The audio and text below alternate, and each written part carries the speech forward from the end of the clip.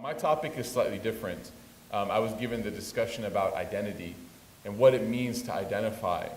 And this is the era, I think, of identity. I think that in the realm between the ages of 18 to 32, the primary challenge that everyone will experience in their lifetime in that age is how to identify. Midlife crisis used to be a thing. Now we're starting to see quarter life crises. So before you used to have a midlife crisis at age like 40, now you're having it at age like 20, right? And everyone's sort of trying to figure out and answer this existential question: who am I? What am I? What do I represent? What do I actually believe? My dad, may Allah subhanahu wa ta'ala bless our parents, my dad is this really amazing, simple, but very intelligent old white dude, right? Jim Murphy. And he has some of the most profoundly simple yet deep statements that I've ever heard in my life. And one thing he used to say to me back in the day was, AbdelRahman, never try to be different, because everyone's trying to be different and they all end up being the same. So he said, just be yourself and you will be different enough. And he goes, you're also huge and no one is as big as you. So you will stand out naturally, right?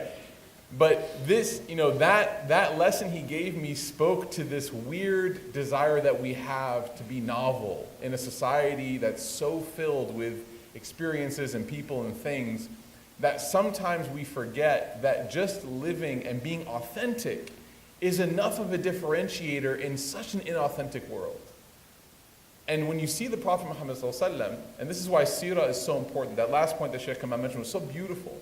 Oftentimes we try to traverse the journey of spirituality without a navigator, without a mentor or guide. Seerah is the guide that we have. The Prophet ﷺ is the guide that we have on this journey of spirituality, of this journey of faith and iman. And we oftentimes try to answer these very complex questions about identity and faith and reality without first consulting the Prophet Muhammad ﷺ, right? It's like using WebMD. Like, you're gonna diagnose yourself fatally 12 times for a sniffle. It's really, really dangerous to go and try to embark on a serious path without a guide or a mentor. And you know what's actually unfair? What's actually unfair is that we never do this in any other realm of life except for faith. In every other thing, I know people that know their college advising appointment for their major like 6 months before. And they show up to it like 3 hours early. It's like an iPhone's coming out or something, right? They bring a tent and they wait. Sorry, this is Microsoft land. I can't say that. It's like the new Windows. I don't know what the heck you guys release here, right? Okay, if I was in Stanford, I'd say Apple. But the point being is that when it comes to academic advising, when it comes to an internship opportunity, when it comes to an externship, when it comes to anything that deals with our ability to earn or our health or a hobby that we love. I just, yesterday spent 30 minutes talking to one of the people at La Marzocco, the coffee shop downtown, because I'm like a huge coffee fan and they had machines there and I was learning more about them. Have I spent that much time just sitting and talking to a scholar or talking to a sheikh or a sheikha and getting knowledge from them that was so important to me in the same way that I did about an espresso machine? Or for me about my college advising, or an internship opportunity, or if I'm looking for a place to live, or am I researching what kind of phone to buy or a computer? All these questions. So the first thing we have to do when it comes to establishing identity, step 0, it's actually the foundation, is we have to have reverence for our guide. We have to have appreciation for the Prophet Muhammad ﷺ. You will never seek answers from him if you don't appreciate him. Name one person that you seek advice from that you don't first admire, that you don't appreciate, that you don't revere. So when Allah tells us in the Quran, and we were told by the Prophet ﷺ, that you have to love me more than you love yourself, it's not the word of an arrogant narcissist. If I said that, then it would be the case. If I said, guys, I've come here to tell you you have to love me more than you love yourself, right? Then you'd be like, you're weird, right? But when the Prophet ﷺ is saying that, he's also the same person that stays up at night crying for you. He's the individual that when he walked back In his companions, he said that I yearn to meet my brothers and my sisters, right? If you translate the hadith with context. I yearn to meet my brothers and my sisters. And they said, Ya Rasulullah, aren't we your brothers and sisters? He said, no, you're my companions. My brothers and my sisters are those who will come after me, will never have seen me, but will still believe in me. So when he's saying you have to love me more than you love yourself, he's saying that this is for your own benefit. That yes, I'm a human being, but I'm also your guide, and you will never be able to learn from anybody unless you love them, and unless you appreciate them, and respect them and admire them.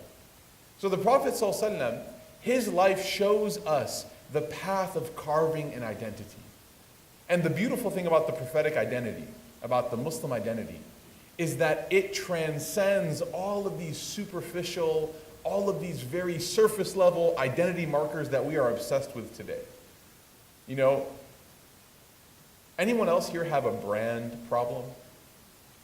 Anyone else here have a brand matching problem? You guys know what I'm talking about or no? Anyone here, if you wear a pair of Nike shoes, you also want to wear a pair of Nike pants? Right? Or if you wear, you want to make sure it's a fit, so you're I got to make sure that the logos also align, right? Or if you wear, for my wife sometimes, there's this culture she tells me about, I have no idea, so I'm just, the world of women's fashion, alhamdulillah, I'm not acquainted with. And so she acquaints me occasionally when we go shopping, and she's like, yeah, you'll oftentimes see a lot of people try to match their purse with their shoes. Right, like Michael Kors this, Michael Kors that, Tory Burch this, Tory Burch that. These are all people who are not companions, so I don't say AbdelRahman after their names, right? But this is the superficial, surface level obsessions that we have.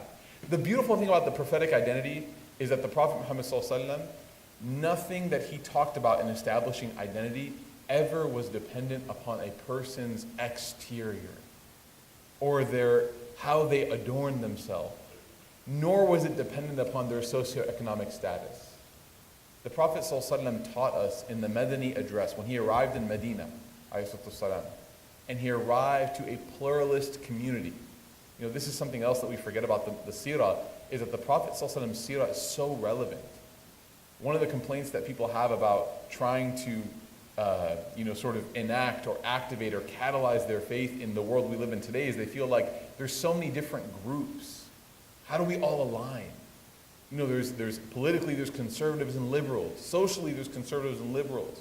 Ethnically, there's, mashallah, look at this room. The MSA of any university is by far the most ethnically diverse group in any campus. And actually, in the university that I used to be chaplain for in Tennessee, we used to win most diverse group every year. We were back-to-back champions, right? No one could come near us.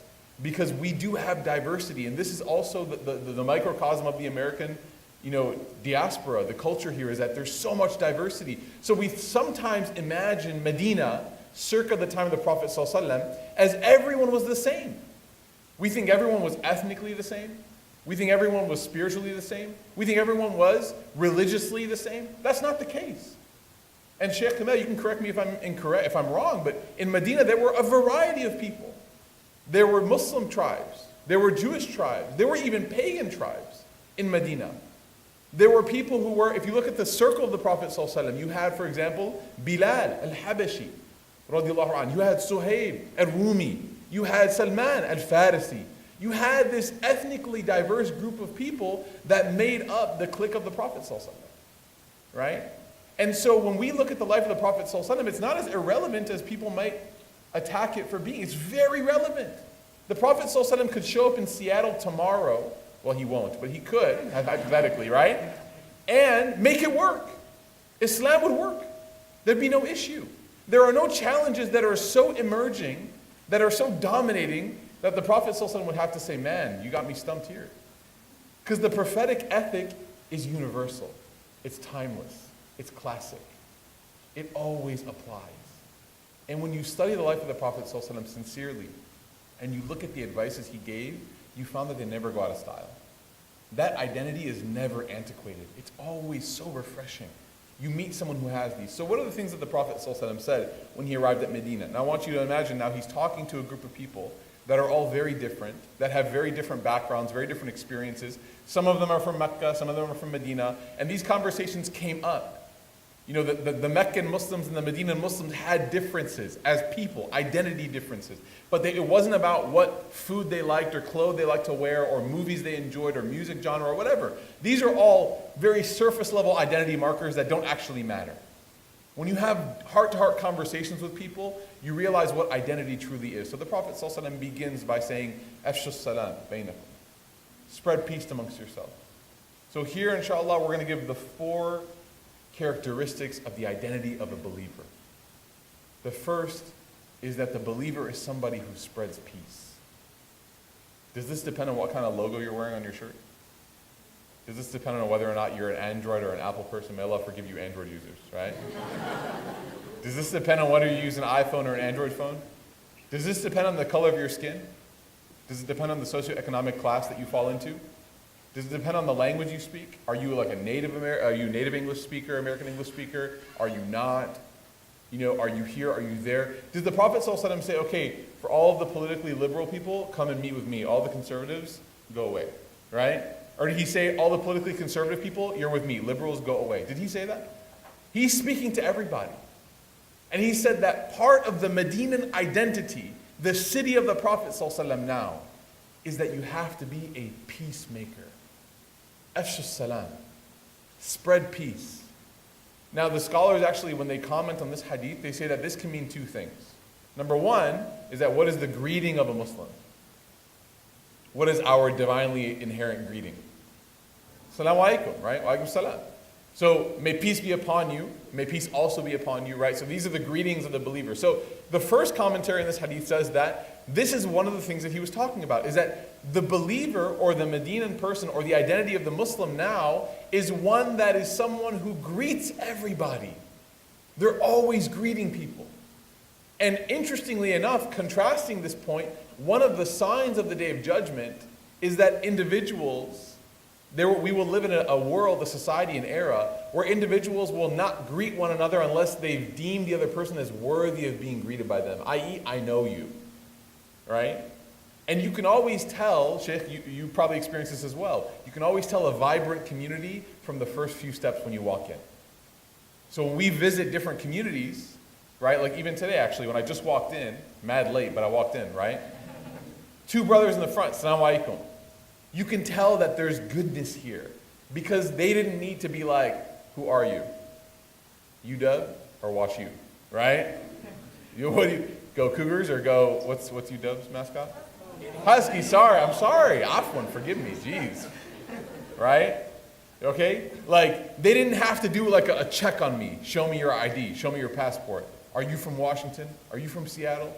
Blah, blah, blah, like all these things. Which side? Seattle or Tacoma, right? Bellevue or Seattle? Where do you live? There were no questions asked, just salam given.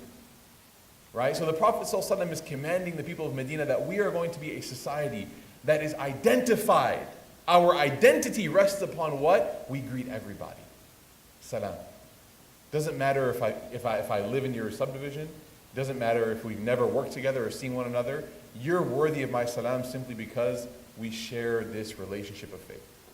The second thing the commentary says, and this is actually very powerful, is that peace here is both literal, meaning that we have to give peace in terms of it's figurative, meaning that we have to give peace in salam, like statement, like verbal, but it's also literal in that you should be somebody that wherever you are, people feel at peace simply by your presence, the effect of your presence, right?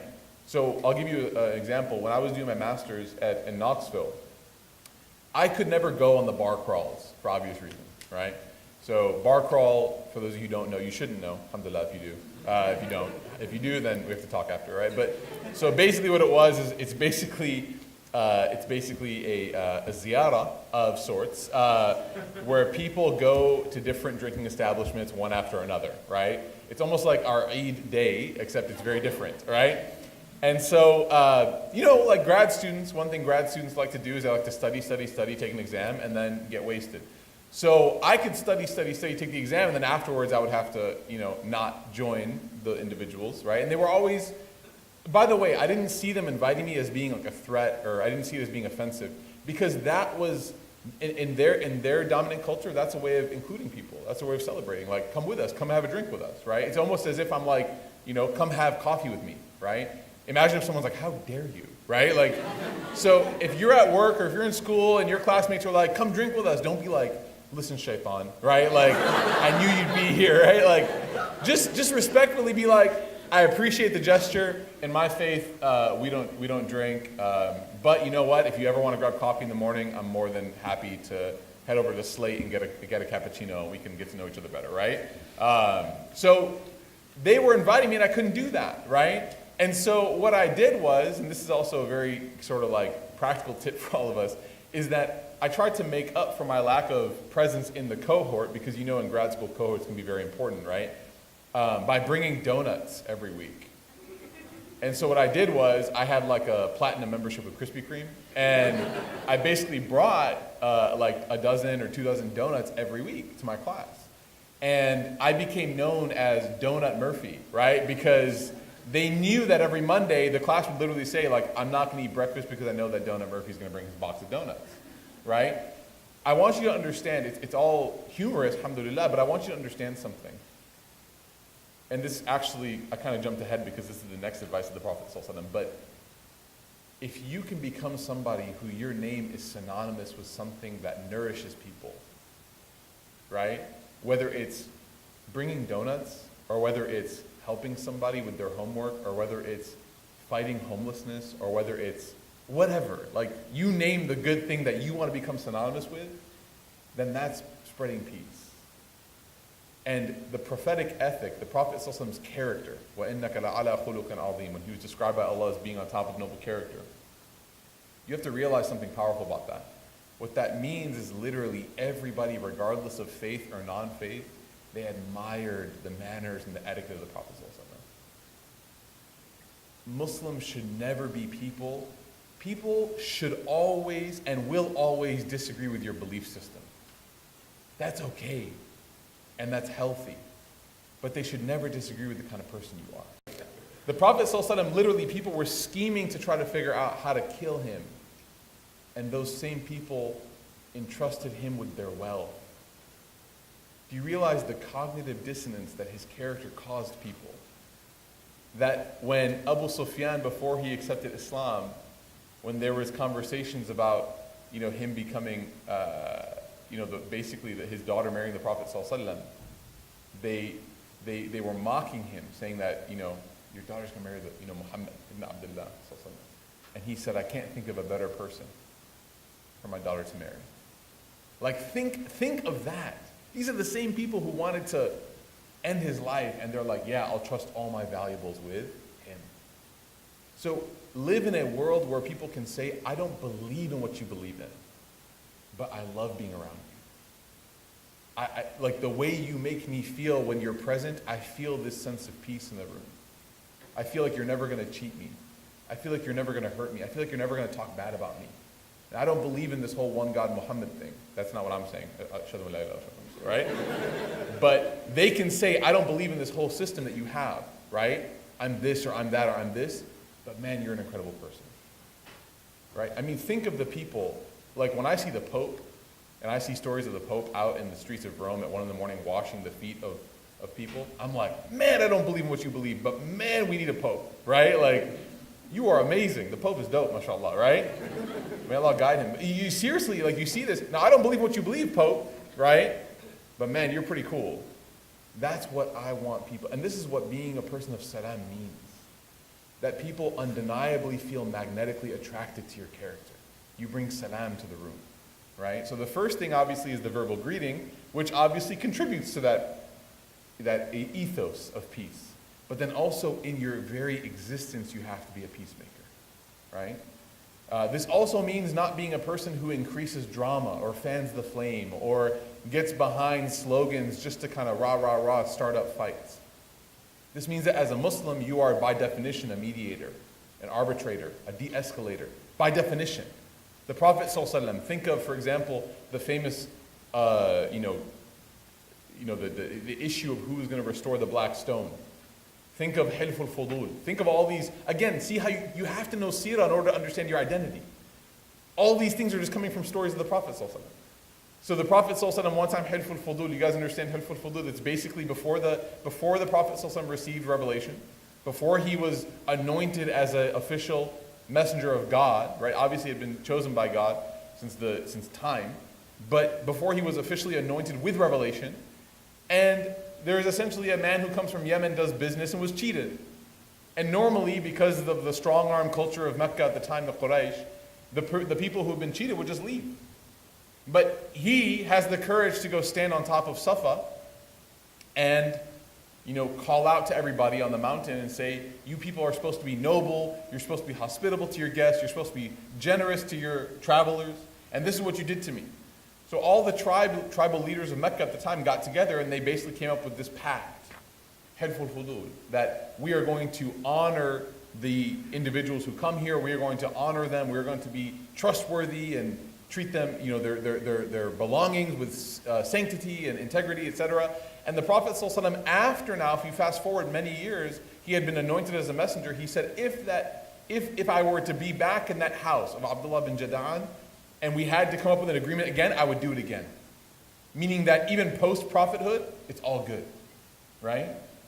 This is what it means to be a Muslim, is that part of your character is that you work to build things back together. You arbitrate, you mediate, you negotiate, right?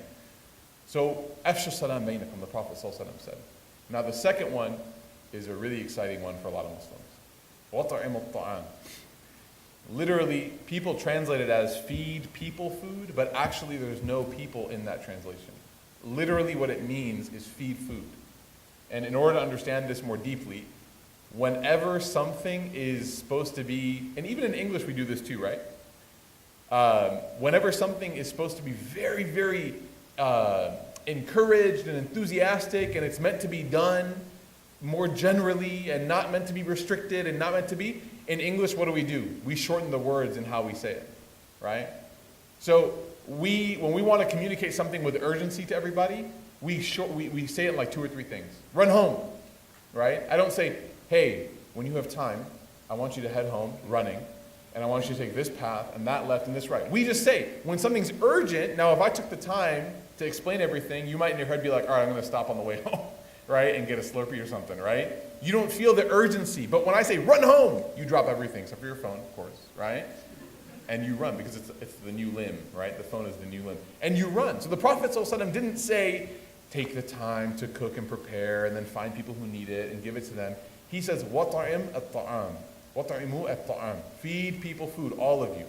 Which means, number one, there's no restriction on this. We feed everybody. So obviously the Islamic teaching is that we obviously feed who? The masakin. The people who are in need. Okay, those people who are in need, utmost priority. But not only them. As if the Prophet ﷺ is saying, you should already be doing that. That's not an option. There's no option for you to think, oh, should I feed the needy food? No, dude, you should already be feeding the needy food all the time. But on top of that, the Muslim is a person who uses food as a symbol of their hospitality. Normally we think hospitality is when the person comes to visit me, but you know what? The Muslim, the believer, makes every place their home by serving people there.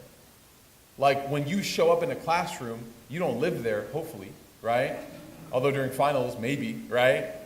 But you show up and you make people feel like they're in your home by bringing them the hospitality from your home to the classroom, or to your work, or wherever. My mom, may Allah bless our parents, my mom is Egyptian, and for anyone who knows Egyptian women, they're all heart. They might as well just be a giant heart with legs, right? So my mom is all heart. She works at a hospital. She's a nutritionist, which is hilarious. Because if you've ever had Egyptian food, you know that nutritionists and Egyptian food, it's not very good, right? It's like Seattle and Oklahoma City, right? There's some beef. Okay, so, may Allah revive the supersonics. I mean, right? So my mom, she would actually, I don't know if your parents did this ever, but my mom, when she worked at the hospital, she would, the day before Eid, she would make, in Egyptian culture, they make like sweets and cookies and stuff like that. She would actually make like some really amazing stuff. And then she would make some like, decent stuff, right? On her scale, which is still like a 9 on everyone else's scale, mashallah. So we would automatically, all the kids in the family were like, okay, mom is for sure making the mediocre stuff for the hospital, right? Because who are they anyways? And we're getting the prime goods, right? We're getting the real good stuff. The next day we'd go out of the kitchen and we'd see that the tray that had the gold was missing. and the tray with the bronze was still there. And we're like, surely there was some sort of mistake, right? So we text mom, we're like, Mama, you made a mistake. She's like, what? We're like, you took all the kahk at the hospital on accident, and you left like this stuff here. And she's like, no, there's no mistake. She's like, your room's dirty, you're an animal, and after that, right? After that, you can eat the crumbles of the kahk, right? Like you can eat basically it's like the leftovers, and all the stuff because you have to cut it with like a cookie cutter. She's like, that's yours. But we took the good stuff for the people at the hospital, my coworkers and colleagues and staff and stuff. And subhanAllah, like 4 years in a row running, she won Employee of the Year. She beat like neurosurgeons and doctors who used to win because of her khidmah when she fed people food. And this wasn't just for Eid, this was like all the time. Whenever she cooked, she would just make, the Prophet ﷺ said to one of the companions making broth, فَأَكْثِرْ مَاءَهَا, increase its water, meaning like spread it out a little bit. You can make a little bit more and give it to your neighbor, right? This is part of the prophetic ethic. And so, the identity of a Muslim is that we're always feeding people. Wallahi, I believe that samosas can conquer Islamophobia. Without a doubt. Disagree, Sheikh? How can people hate you if you feed them? I'm being dead serious. People cannot hate you if you feed them. In fact, everyone here, I want you to study something. Study Catholic history in America. Catholics were not popular, by the way. They still really aren't popular. If you look at, I'm from the South. I'm not from the South, I live in the South now. If you look at areas that are primarily Protestant Christian, right, especially Southern Baptist, evangelical, Catholics are seen as very weird because they don't, right, they have this central pope figure that the Protestants don't, that was the whole thing, right, that was, a little bit of history for you. So that was the whole reason why they split off. And then on top of that, they think that Catholics are kind of foreign, that they follow this like sort of Mediterranean sort of religious style. Does that sound familiar at all? Right, yeah, it sounds like they think that Catholics are similar to who? Muslims, like, oh, you guys are weird and you have this like central authority in the Middle East, right? Because they think that Italy is like Mediterranean or whatnot. So the point being is that Catholics had very similar challenges to us. The only Catholic president was what? JFK, who was what? Assassinated. The only Catholic president was assassinated. Like, think about how Catholics are viewed in the monoculture. And Catholics had a choice. I mean, if you read their history, read their books, they actually said like there was a conscious decision we had to make in our social consciousness in America about what we were going to do. Were we A, going to advocate and organize and develop political groups and meet on Saturday mornings and chant in the streets and pose for photo ops? Or B, are we going to start building hospitals and universities? And what do you think they prioritized? Hospitals and universities.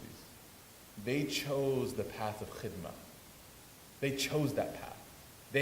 Now, don't get me wrong, they still had their advocacy. But dude, their strongest advocacy is that when you show up and you need free treatment, there's a Catholic hospital waiting for you. When you apply to a Jesuit university, there's tons of scholarships available for you. They want to educate and heal people because you can't hate someone who teaches you and heals you or serves as a means of healing for you, right? So the Catholics have taught us in our era, in our context, that وَطَعِمُوا الطَّعَامِ from the Prophet ﷺ is no joke. You can win the hearts of people with little delicious fried triangles of meat and vegetables, right? You can win their hearts. And then afterwards you have to send them to a cardiologist because of samosas, right? Okay? So the second advice of the Prophet ﷺ, the first is what? You are a peacemaker. The second is that no one who meets you is hungry. Everyone who meets you feels nourished internally, spiritually, from the salam, and then also you nourish them physically, like you take care of them, you feed them, you make sure that they have food, right? And by the way, this is something that I noticed as well, alhamdulillah, amongst like minorities and ethnic minorities, is that whenever my coworkers were either like Latino or like black or like Indian or whatever, we would always share lunch together, right? Because a lot of the cultural heritage encourages sharing of food, common plates, things like that. Embrace this cultural heritage. This is something that Islam definitely overlaps with and encourages, right? Be that person who when you're cooking for yourself, you make a little bit more and you bring it for your coworkers and friends. The third thing he said is wasilul arham. This is very powerful. Wasila is what? Wasilul arham. What is he saying? What's a silsila? What's wasila?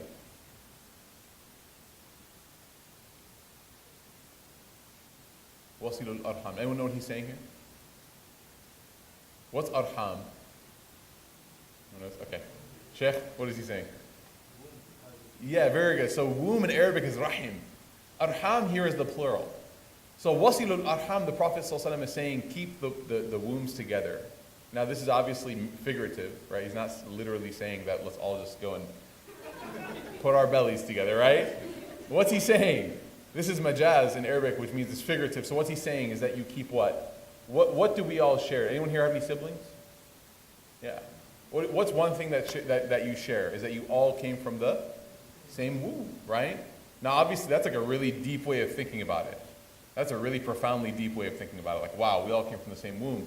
But what this means is the Prophet ﷺ is saying that part of the identity of a Muslim is that you are a family person.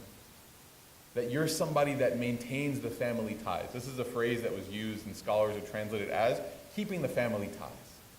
That you never ever would ever prioritize anything over the keeping of your family ties.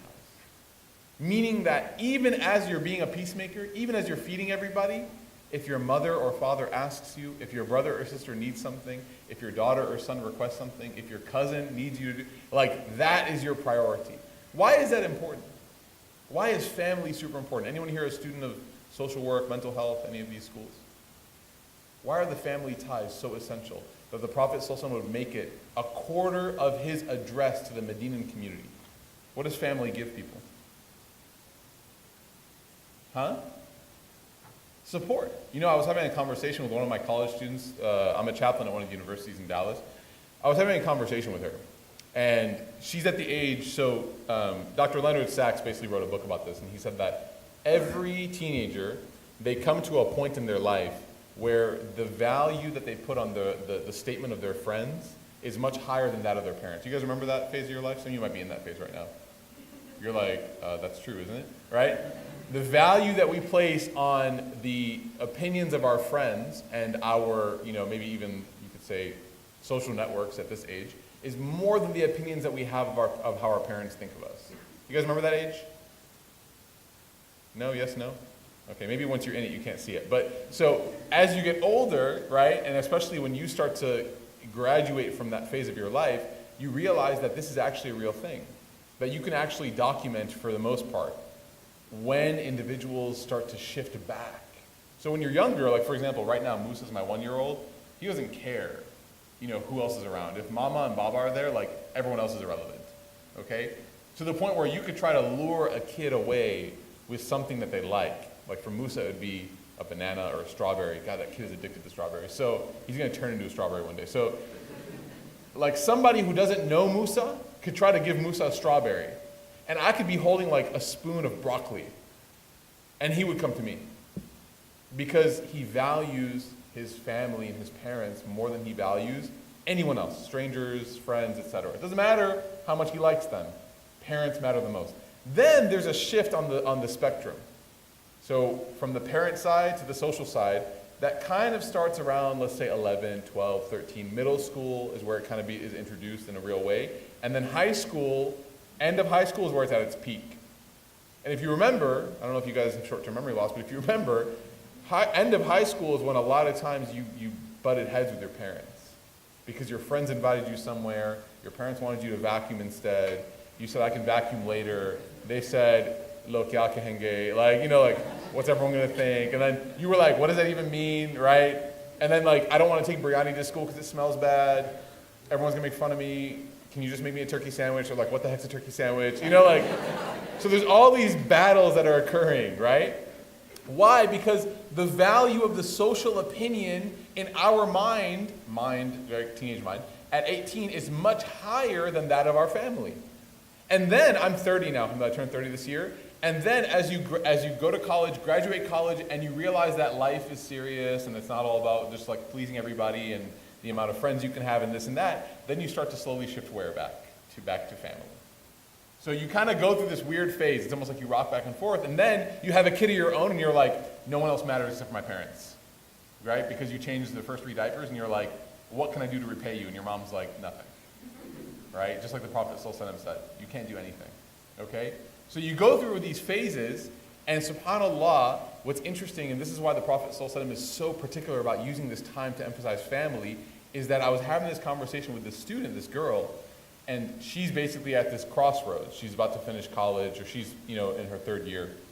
And I said to her, and she keeps bumping into these friend circles that keep hurting her, And basically she keeps bumping into different problems with guys and whatever, and she just feels like, there's no stability.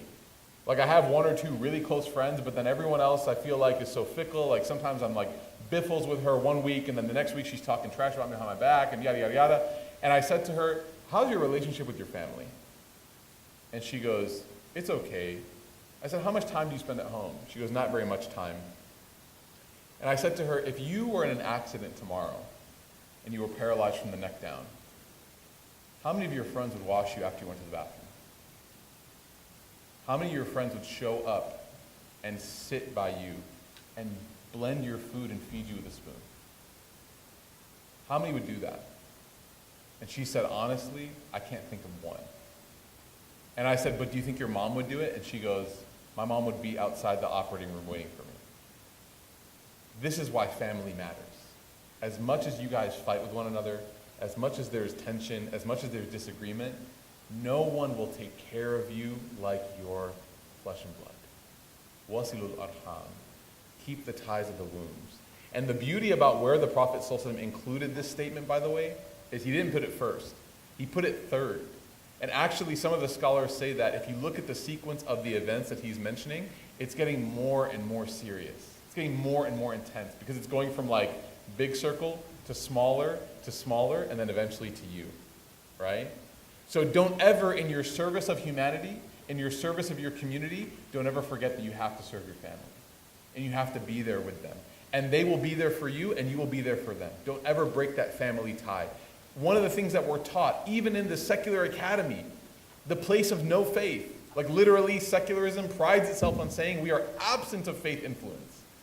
But in the university classroom, in my mental health program, they say the first thing you do in our therapeutic methods course with our I'm not a licensed counselor because I don't want to pursue licensure, but I was studying the content because it helps me as a community servant. They said that the first thing you want to do when you talk to a client when they come in for a therapy is you want to ask them, what's your support system like? How's your family support system like? Do you have a support system with your family, right? Now, obviously, there's exceptions. Everyone has family members or relatives and whatnot that maybe they're not on speaking terms with or there's some difficulty with. That's fine, but we don't make rules out of exceptions. The rule overwhelmingly is that family will be there for you. Exceptionally, there are some cases where even the Prophet ﷺ had those exceptional cases, by the way. You know who one of his uncles was? Abu Lahab, right? That was one of his uncles who was wishing death upon him. So we have those exceptional cases in the life of the Prophet ﷺ. But we also have the rule in the life of the Prophet ﷺ where we have, for example, Abdul Muttalib, Abu Talib. We have people who, even though they didn't share the same faith as him, ﷺ, they took care of him when he needed it, right? So we have the general and we have the rule. We have the exceptions as well. The last thing the Prophet ﷺ said, and this is powerful when it comes to establishing identity, because we can all be peacemakers, yes? All right, not enough confidence. Okay, everyone can spread peace in some way, shape, or form, right? And you might even argue that it's like fashionable now, like part of being woke, right? Like, wake up, woke up, right? You know what I mean? So like, I gotta be, there's one of those things, and then like, it's cool also to like share food. Oh, this Saturday we're gonna go feed everybody. Oh, awesome, cool. And then like family stuff is a little bit less fashionable. You're like, okay, I gotta go take care of my little sister, right? Or I gotta go drive my grandma to her rehab, or I gotta go, my mom needs me to go to the Indian store and buy onions because that's what we live off of. And like, I gotta go here and do this. Like there's all these things. So and the last one, subhanAllah, is the least socially fashionable, but it's the most spiritually uplifting, right? They're all spiritually uplifting, but this one, there's no competition. وَصَلُّوا بِاللَّيْلِ وَالنَّاسُ نِيَامٌ. The last step of the prophetic identity, who you are as a Muslim, what it means to identify as a Muslim, is that but in the process of spreading peace, in the process of feeding people, in the process of keeping your family ties, you pray to Allah bil-layl, in the night, وَالنَّاسُ نِيَامٌ, and everyone else is asleep. This is very powerful, that nothing else can get in the way of your relationship with your Creator. That's what actually defines the Muslim identity. The Muslim identity means that you can wear what color you want. You can dress how you like, so long as it fulfills, Islamic requirements. You can eat whatever food you like. You can drink whatever kind of coffee you like, or whatever kind of Starbucks, because it's not real coffee, you like, right? You can watch whatever you like. You can cook, whatever, you name it. But these are the 4 things that are non-negotiables. And the last one of them is that your relationship with Allah is never to be threatened by anything else. Nothing should take away your ability to pray with Allah, especially in the night, because why? An-nasu niyam, people are sleeping. What does that mean? Pray while people are sleeping. What does it have to do with anything that people are asleep? Why did the Prophet ﷺ specify that?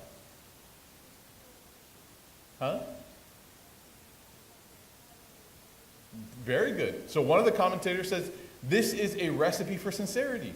If you want to do stuff and you're questioning yourself, am I doing it right? Am I doing it for the sake of Allah? Or am I doing it for other people? When nasu niyam means that, listen, no one's even awake to see you do this. Right? So you can't even show off if you tried. You can't go to your neighbor's window and be like, hey, you awake? They're like, yeah, what do you want? You're like, Allahu Akbar, right? And it's like, what the heck? Like, what kind of weirdo are you? Like, that desperate, Or like, you're like, in 5 minutes, it's like 2 in the morning, in 5 minutes I'm going to go live on Instagram. Doing what? They just open up, they say John Namaz, you're just like, right, standing there. Which, by the way, be very careful posting on social media your worship. Be very careful. Keep things just between you and Allah. Every close friend have secrets. Like if me and my closest friends, we have like these inside jokes between us, right? We don't tell people. It's just between us. So with Allah, we don't have necessarily inside jokes, but we have inside worship. We have things that are just between me and Allah. Like Allah, no one else knows. Not even my own wife. Not even my own wife who knows everything else about me. My parents who know everything else about me. Not even they know these things that Allah and I have between us. These conversations, these dua that I make to Allah.